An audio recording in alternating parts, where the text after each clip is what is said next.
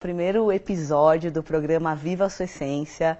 Esse é um programa que eu concebi com todo o meu carinho, com todo o meu amor, para trazer tudo que eu acredito, tudo que eu vivenciei, para vocês que me acompanham e sabem quanto o autoconhecimento, o desenvolvimento humano, a coisa de trazer a inspiração de outras pessoas, para mim é tão importante em disseminar, em trazer essa mensagem para vocês. Eu não poderia começar esse programa com uma pessoa mais especial.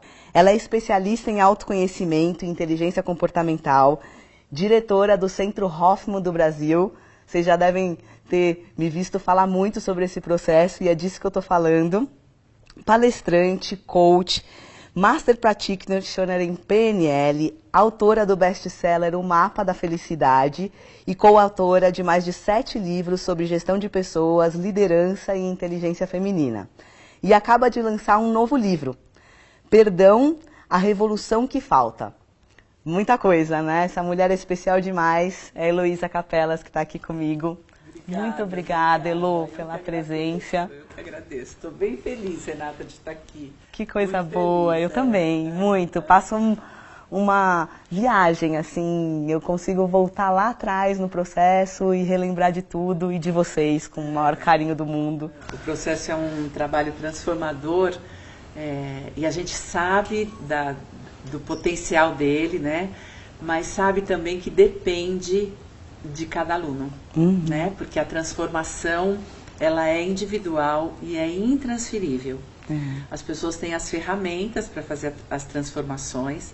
O processo é uma ferramenta, eu acho que é a melhor que existe hoje no momento, né? Pode ser que existirão daqui a pouco outras melhores, mas hoje não tem uma ferramenta tão poderosa como o processo Hoffman para a transformação, mas mesmo assim depende do aluno, né? Depende de quem faz e de quem tem essa ferramenta na mão. Né? Então, assim, o que você fez com essa ferramenta me orgulha muito, né?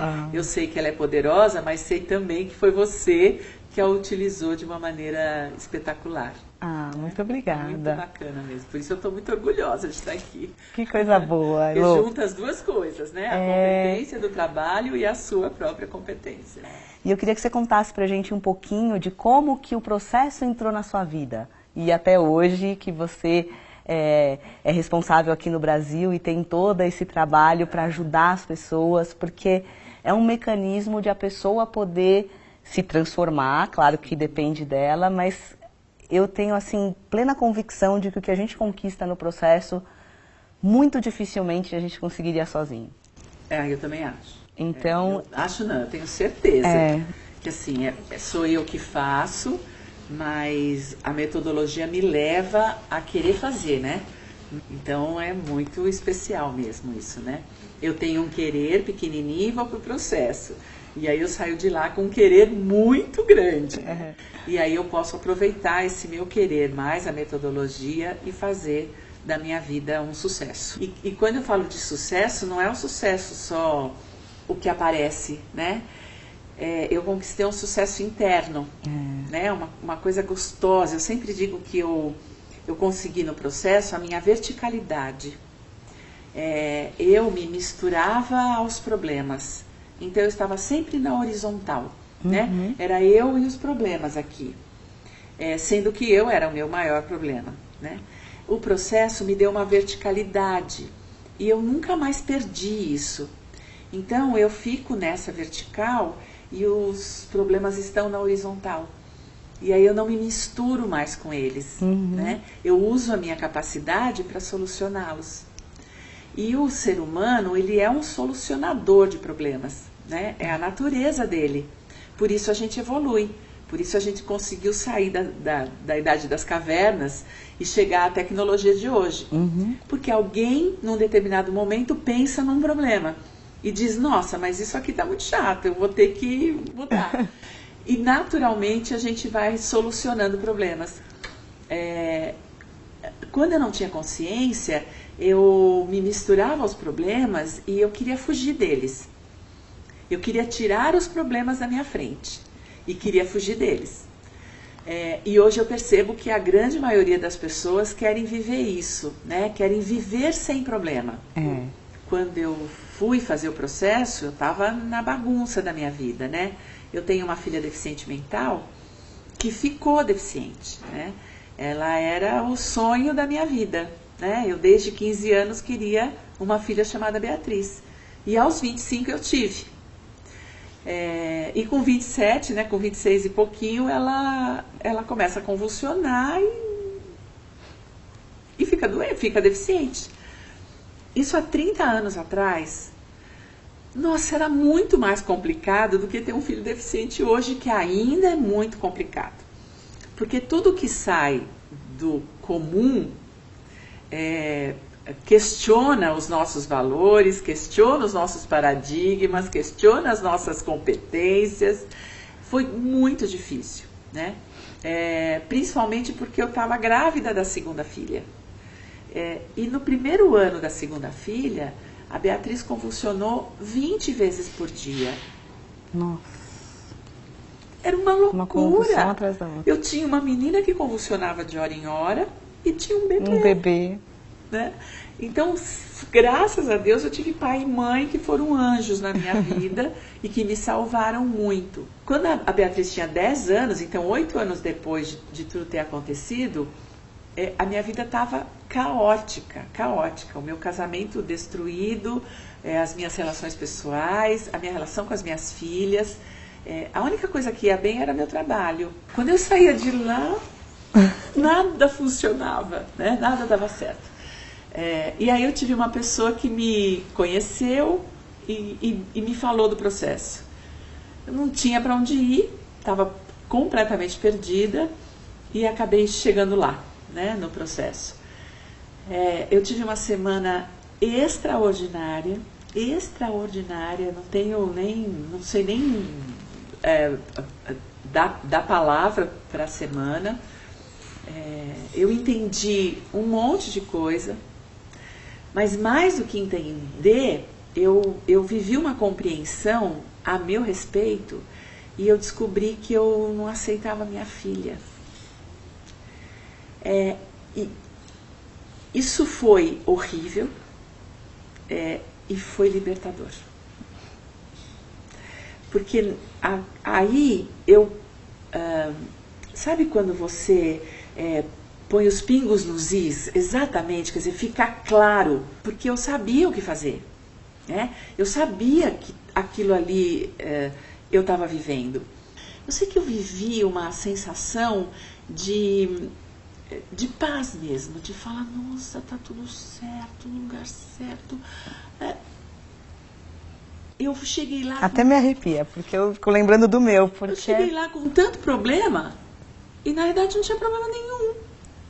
Né? Era circunstancial, eu tenho uma filha deficiente mental, ok? Muito bem, o que eu faço com isso? Uhum. Isso é inteligência. E que eu não estava usando. Sim. Então, foi tão extraordinário que eu falei, eu não posso ir embora daqui. Eu preciso contar para as pessoas que isso aqui existe. E aí, no dia que a gente se despede, né? E que eu me despedi da Marisa, que foi a minha professora, eu disse para ela, eu achei meu lugar. Meu lugar é aqui. Aí ela falou assim, vai, volta para casa, arruma a vida e volta. Mas eu fiquei mesmo um tempo tentando arrumar a casa, né? Mas eu logo voltei, a Marisa me ajudou muito a continuar com aquela sensação de bem-estar. Uhum. E aí eu larguei tudo, eu não consegui ficar no banco, eu pedi demissão, eu vim trabalhar de graça para Marisa, porque ela dizia, eu não tenho lugar para você. Eu dizia, se você não me mandar embora, eu fico aqui. Até que eu fui conquistando um espaço, né? E acabei virando o braço direito dela, porque de verdade eu não tinha para onde ir, né? Ela era uma pessoa muito exigente e quando ela brigava comigo, eu dizia para ela, pode brigar, sapatear, passar por cima, eu não vou embora, eu não tenho para onde ir. E a sensação que eu tenho até hoje, né? Quando as pessoas falam assim, nossa, você faz um trabalho lindo, eu falo, não, gente, vocês não sabem, eu não tenho opção. Elô, eu sou considerada pelas pessoas uma influenciadora digital, né? Uhum. Trabalho agora muito com mídias sociais, sou apaixonada pelo meu blog. E eu comecei a pesquisar um pouco sobre indicadores, quanto que as pessoas acessam determinados assuntos, até para me ajudar e produzir conteúdo de maior qualidade para o que as pessoas querem absorver, o que elas estão interessadas. E eu confesso que eu fiquei chocada quando eu vi a quantidade de buscas por autoconhecimento, por exemplo. É baixíssima. E eu fico pensando como que as pessoas que hoje dão um Google, entram no YouTube para tudo, até para pesquisar uma receita, como que tira um parafuso, a pessoa quase não pesquisa sobre autoconhecimento. Então, eu imagino que você enfrentou e ainda enfrenta um desafio para trazer as pessoas para esse universo. Porque, como você falou, se enxergar no espelho pode ser doído num primeiro momento e num segundo momento libertador. Então, como que é para você essa percepção? As pessoas têm muito medo de autoconhecimento. Existe uma confusão de autoconhecimento com esoterismo. Existe muito, né? Muita confusão. E o meu trabalho pessoal, né, procura separar, né, descolar essa ideia. O processo Hoffman tem indicadores científicos, mas ainda existe muita confusão. Então, existe as pessoas com preconceito, né? Então, extremamente preconceituosas e que não querem nada com esoterismo, o que também é uma bobagem, porque o esoterismo tem coisas muito interessantes, né? Mas não querem, então, autoconhecimento coloca tudo no mesmo saco e se afastam. E existem muitas pessoas com muito medo. Então, eu escuto muito as pessoas dizerem, mas eu vou abrir o baú e depois ele vai ficar aberto? Né? Não, eu pus uma pedra em cima do passado. Eu não quero revolver o passado. Não adianta nada mexer nisso. O meu trabalho é convencer as pessoas de que sim, temos sombra. Sim, temos escuridão. Sim, né? Mas a nossa luz, a nossa sombra é proporcional à nossa luz. Não tem 1 milímetro de diferença. Quanto mais sombra eu sou, mais luz eu tenho. Por outro lado, quanto mais eu brilho, mais sombra eu tenho. É na mesma proporção. E aí eu procuro convencer as pessoas, né? E dizer, gente, olha para o seu pior, porque te dá uma liberdade, que aí eu tenho os dois, tá, deixa eu ver com quem eu fico. Ou com quem eu fico mais. Né? Porque não existe essa coisa de iluminação, eu fico só na luz. Não, mas eu posso ficar mais com a minha luz do que com a minha sombra. Sim. É um trabalhão, mas é uma escolha. Agora, se eu não sei de nenhum dos dois, e aí esse é o medo das pessoas, elas não chegam. Então, o autoconhecimento ainda tem muito medo e muito preconceito. E você tem um trabalho no Centro Hoffman, e tem um trabalho seu pessoal também, isso, né? Com as suas palestras, com o seu livro, com agora inspirando as pessoas através das mídias sociais e atingindo outras pessoas, né? Que querem começar esse caminho. Eu estou aqui com o livro da Heloísa, que ela me presenteou, maravilhoso. Eu queria que você falasse um pouquinho sobre esse lançamento, que é o Perdão, a Revolução que Falta, e sobre essa liberdade que é perdoar, né? Perdoar a si, perdoar seus antepassados, a sua história, aceitar, né? E esse aqui que é maravilhoso, que tem muito embasamento do processo, né? Que é o Mapa da Felicidade, que também é incrível. Mas eu queria que a gente falasse um pouquinho desse do perdão. Eu estava falando do perdão, né? E eu conto exatamente essa história.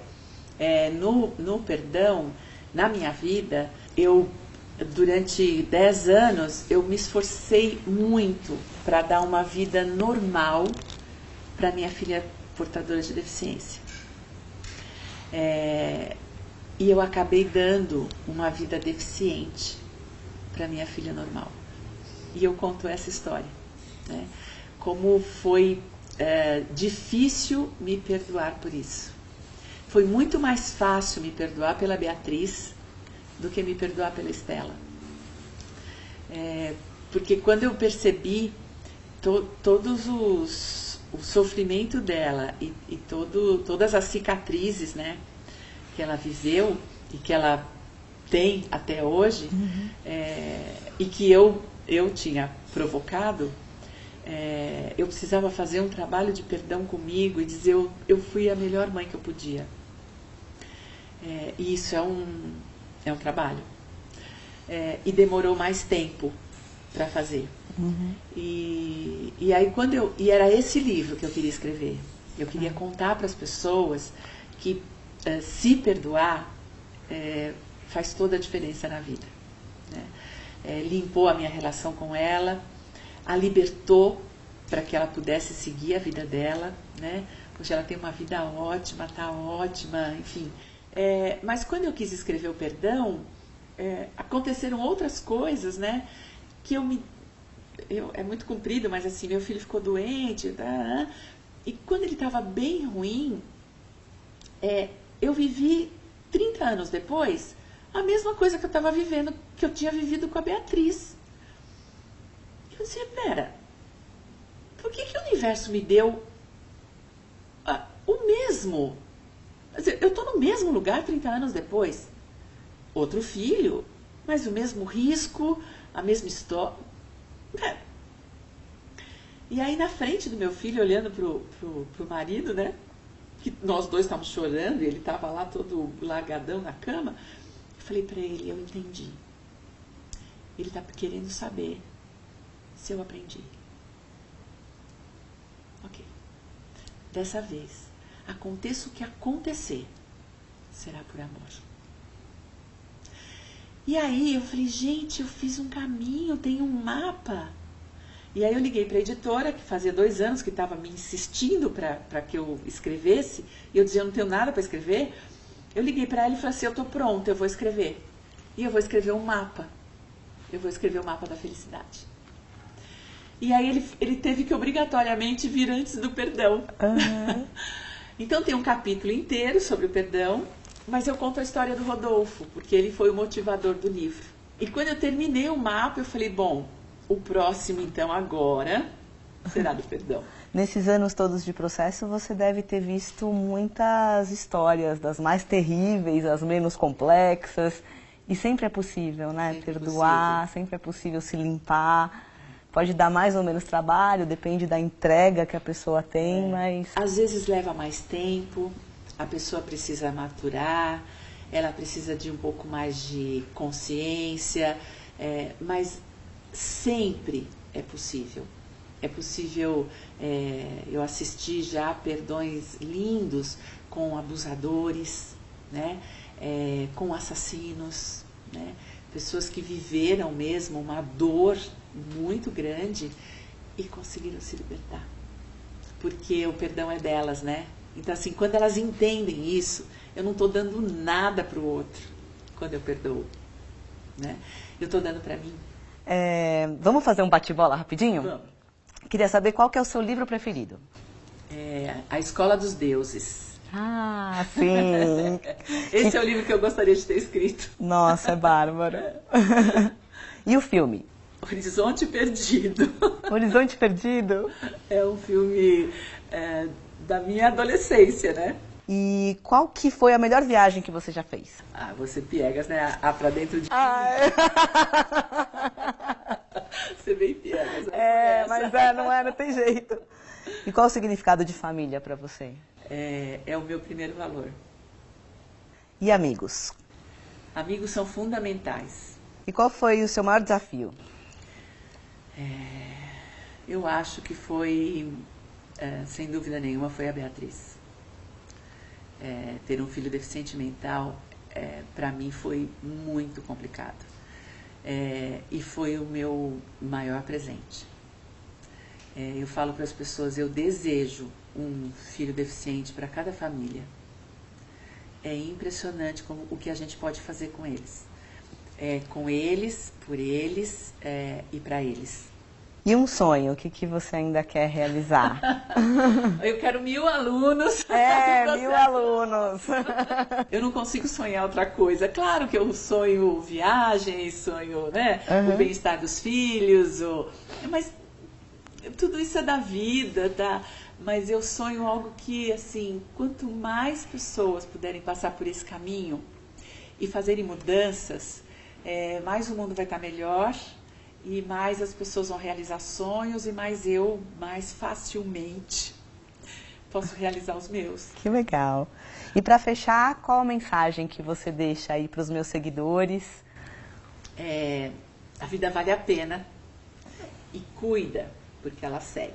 Aliás, a Elo, ela faz um trabalho muito legal, tanto nas mídias sociais, que a gente vai colocar aqui para vocês, quanto no e-mail. Então assina para receber a newsletter dela. Ela manda toda semana uma dica geral. Tem filme, tem livro, tem áudio que eu gravo. Áudio, podcast. Então é muito bacana. Excelente, Elo. Obrigada, viu? Eu que agradeço. Foi um prazer imenso. Obrigada por tudo. Obrigada por fazer parte da minha vida. Obrigada por continuar esse trabalho do processo. Que as 1000 e muito mais pessoas possam fazer. Esse é o meu desejo. É isso mesmo. Obrigada. Obrigada.